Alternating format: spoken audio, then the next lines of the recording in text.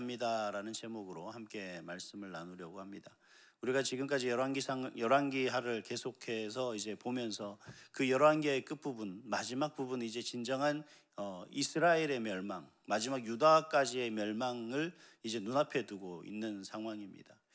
지금까지 열왕기하를 계속해서 묵상해 오면서 느꼈던 게 뭐냐 하면, 참 왜 이스라엘 왕들은 이스라엘의 역사 속에서는 결국 마지막 기쁨과 뭔가 희망과 소망이 없고 멸망하였다라는 것으로 이 모든 이 역사가 끝나는가 하는 생각을 하게 됩니다. 특별히 그 왕들의 모든 것을 보면 그들이 무언가를 포기하고, 그들이 포기한 것이 무엇이고 그들이 추구한 것이 무엇인가를 가만히 생각해 보면, 그들은 결국 하나님을 포기하고 자신의 이익과 이득만을, 즉 명예만을 추구한 것이 아닌가 하는 그런 생각을 해봅니다. 그래서 과연 우리가 무엇을 포기해야 되느냐 하는 그런 생각을 깊이 하게 됐습니다. 어젠가요, 제가 신문을 잠깐 이렇게 봤는데, 이제 그 배추를 포기하는 사람들이 늘어났다, 즉 김장을 포기하는 사람들이 많이 늘어났다라고 이야기합니다. 왜냐하면 한국농수산물유통공사의 발표에 따르면 배추 한 포기가 한 9,000원 정도 된다고 하죠. 이제 그래서 이제 김장은 아마 배추김치는 금배추다, 이렇게 이제 이 얘기를 하는 것 같습니다. 근데 우리가 한국인이기 때문에 배추는 포기할 수 없다, 이렇게 말씀하시는 분들도 있습니다만, 정말 우리는 배추는 포기하더라도, 김치는 포기하더라도 우리가 과연 포기하지 말아야 될 것이 과연 뭔가, 우리가 하나님 안에서 살아가면서 우리가 포기해야 되지 말아야 될 것은 무엇인가? 결국 하나님이겠죠. 근데 이런 하나님을 포기하지 않기 위해서 우리가 깨트려야 될 것들이 우리 가운데 존재하고 있다는 겁니다. 그래서 오늘 이 본문의 말씀 속에서 세세하게 자세하게 이야기할 수 있겠지만, 이 본문에 나오는 그 왕들의 모습, 그리고 지금까지 열왕기하에 많은 그 이스라엘의 왕들을 우리가 살펴보면서 과연 이들을 통해서 우리가 무엇을 깨트려야 하고 무엇을 포기해야 되는지를 세 가지로 함께 살펴보려고 합니다. 우리가 먼저 살펴보고자 하는 것, 즉 우리의 삶 속에서 깨트려야 될 것이 무엇이냐, 첫 번째는 뭐냐면 무지함입니다. 우리가 무지함을 깨트려야 한다라는 거죠. 우리가 지금 우리가 읽었던 본문 속에 보면 그 왕들, 그리고 그 이전의 왕들의 모습들을 계속 보면 이렇게 말하는 것이 있습니다. 공통적으로 여호와 보시기에 악을 행하였다, 즉 하나님이 보시기에 악하였다라고 하는 그 이야기들을 계속해서 되풀이하는 것을 볼 수 있습니다. 그 악을 행하였던 그 이유는 다름 아니라 그 앞전 왕, 즉 아버지든 자신의 앞에 있었던 왕의 악함을 그대로 답습하여 계속해서 반복되어져 가는 그런 모습을 이야기하고 있습니다. 하나님 앞에서 우리가 실패와 성공, 혹은 하나님을 온전히 경외하고 하나님 안에서 살아가는 그 삶의 모습들을 우리가 봤다면, 우리가 진정 답습해야 될 것은 하나님 보시기에 악한, 즉 죄의 행함의 모습이 아니라 하나님 안에서 온전히 살아갔던 그 모습 속에서 믿음으로 나아가는 모습을 우리가 배우고 익혀야 되는데, 그 믿음의 모습들을 다 저버리고 악한 행습들, 문화들, 습관들을 우리가 배우고 그것을 마치 우리 삶의 전부인 양, 그것이 우리의 추구할 것인 양 그렇게 살아갔던 결과라고 이야기할 수가 있습니다. 그래서 야고보서 1장 15절 말씀에 보면 이런 말씀이 있죠. 욕심이 잉태한 즉 죄를 낳고 죄가 장성한 즉 사망을 낳는다. 즉 우리 삶의 모습 속에서 이 악이 장성했음으로 말미암아, 장성하도록 우리가 버려둠으로 말미암아, 우리가 그것을 깨트리지 않음으로 인하여서 결국 우리는 뭐가 됩니까? 멸망할 수밖에 없게 된다라는 거죠.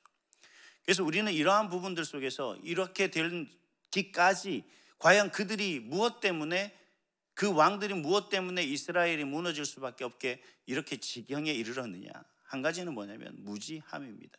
몰라서, 못 배워서가 아니라 온전히 하나님의 뜻이 무엇인지를 모르는 그 무지 속에서 우리가 살아갔던 거죠. 그래서 우리가 무지를 깨트려야 되는데, 이 무지라는 것은 다른 게 아닙니다. 여러분, 우리가 온 많은 부분들을 살아오면서 참 안타까운 게 뭐냐면, 저는 장로님 장모님이 지금 최근에 살아 계시니까 이렇게 얘기하시다 보면 그래요. 하시는 말씀이, 야, 내가 70평생 80평생 이렇게 넘게 살아오면서 내가 가지고 있었던 습관들, 내가 정말 행해왔던 그런 여러 가지 문화들, 이런 것들을 깨트리기가 제일 어렵더라 라고 얘기를 합니다. 아직도 안 깨지고 있다. 여러분, 우리가 그것을 못 깨트리는 게 아니라 깨트려야 할 대상들이라는 거죠. 그것이 뭐예요? 여호와 보시기에 악한 것이다 라면 깨트려야 된다는 겁니다. 하나님 보시기에 그것이 기쁨이요 즐거움이요 하나님 보시기에 그것이 너무나 아름다운 것이라면 우리가 그것을 깨트릴 필요는 없겠죠. 그러나 하나님 보시기에 그게 악하다라고 한다면 우리는 그것을 깨트려야 된다는 겁니다.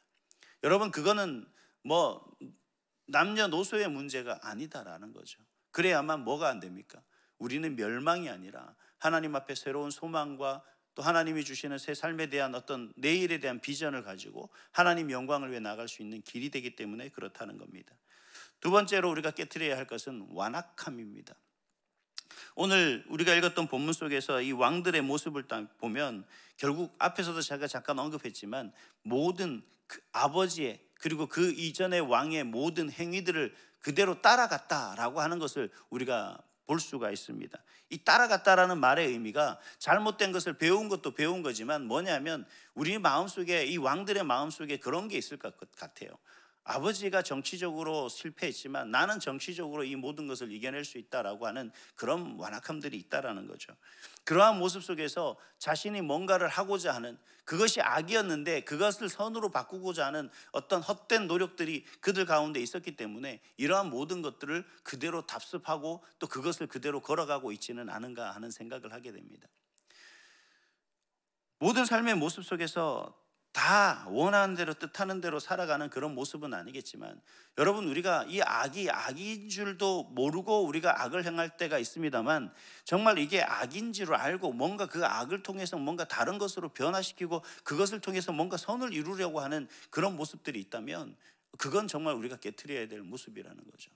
우리가 시드기야 왕을 오늘 가만히 보면 이 시드기야 왕은 결국 뭐냐면 바벨론의 느부갓네살 왕이 그를 왕으로 세웠습니다. 원래는 그 조카들이나 그 다음 세대가 왕이 되어야 됨에도 불구하고 이 마따니아가 이 느부갓네살 왕에 의해서 왕으로 세워지고 그리고 그 이름을 시드기야로 그 느부갓네살 왕이 바꿔주죠. 그리고 이 시드기야 왕이 이 유다의 마지막 왕이 됩니다.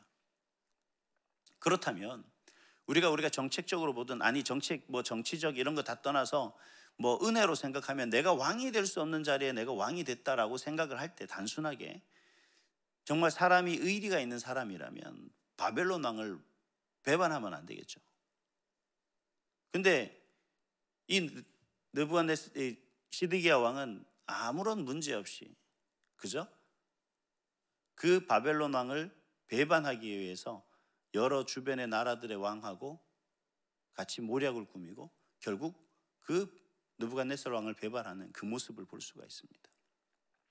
우리가 하나님 안에서 하나님의 뜻, 하나님의 생각, 하나님의 마음이 아닌 그 다른 것을 통해서 뭔가 하나님이 기뻐하실 일들로 나아간다면 결국 하나님은 기뻐하지 않는다는 거죠.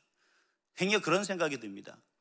이 시드기야 왕은 지금 자신들의 위협과 죽음 앞에 멸망 앞에 놓여 있는 이 풍전등화 같은 유다를 살리기 위해서 바벨론 왕을 대항해서 바벨론 왕을 꺾으면 자신들은 멸망하지 않을 거라고 생각을 한 거죠.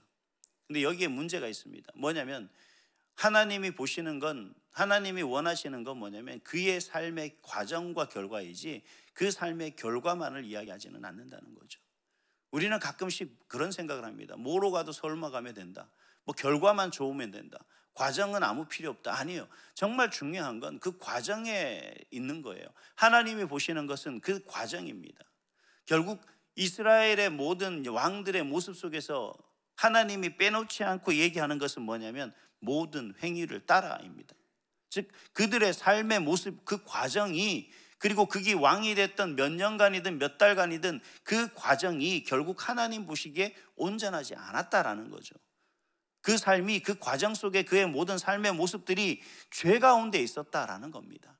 그렇기 때문에 하나님은 그 모든 삶의 과정 속에서 그 결과를 멸망으로 막 결론 지을 수밖에 없었던 거죠. 근데 악을 행하면서 최종적으로는 하나님의 영광을 위해서 내가 이런 악을 행한다라고 하는 말도 안 되는 궤변을 늘어놓는 그 왕들의 모습이 안타깝다는 거죠. 결국 그들은 그것이 뭐라고 생각합니까? 그 결과를 통해서 뭔가 하나님의 뜻을 이루었다라고 생각할지 모르겠지만 결국 그것은 궤변이죠. 그것은 바로 완악함입니다. 우리가 깨트려야 될 것은 이와 같은 하나님 안에서 내 삶의 가장 신실하고 진실한 삶의 모습, 믿음의 모습이 좋은 결과를 맺을 수밖에 없다라는 것을 우리에게 보여주는 거죠.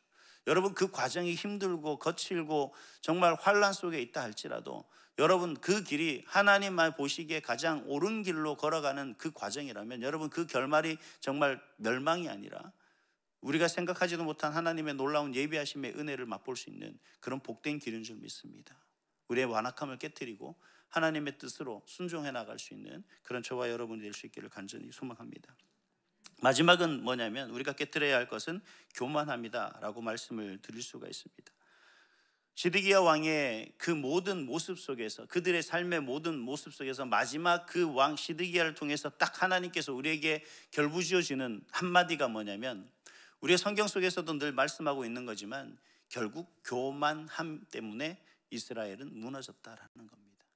하나님의 전적인 그 사랑과 하나님의 전적인 은혜와 그리고 하나님의 전적인 보호하심과 하나님의 전적인 인도하심 속에서 살아갔던 그 이스라엘 백성들은 결국 하나님 앞에서 무너지게 되는데, 그 무너지게 된 이유는 뭐냐면 하나님의 말씀에 순종하며 하나님을 바라보는 것이 아니라 자신이 가지고 있는 권력과 또 자신과 뜻이 맞다고 생각하는 주변 사람들의, 주변 나라의 왕들의 그러한 모습들과 그들과 어울리고 그들과 힘을 모음으로 말미암아 자신이 그 문제를 해결하려고 했던 그런 교만함 때문에 결국은 무너지게 된 거죠. 하나님은 느부갓네살 왕을 통해서, 바벨론을 통해서 채찍질 하셔 그가 바로 온전히 깨달아 알고 하나님을 의지하는 그러한 나라 되기를 하나님이 간절히 소망하셨음에도 불구하고 하나님의 그런 뜻은 뒤로 한 채 오직 자신의 뜻과 자신의 의, 자신이 가지고 있는 그 모든 것을 동원해서 자신의 생각을 세워나가려고 했던 그 교만함이 결국은 이스라엘을 무너지게 만들었다는 겁니다. 그리고 그 끝은 잔인하죠. 오늘 25장 후반절에 계속해서 읽습니다만 그 모습 보면 너무나 잔인합니다.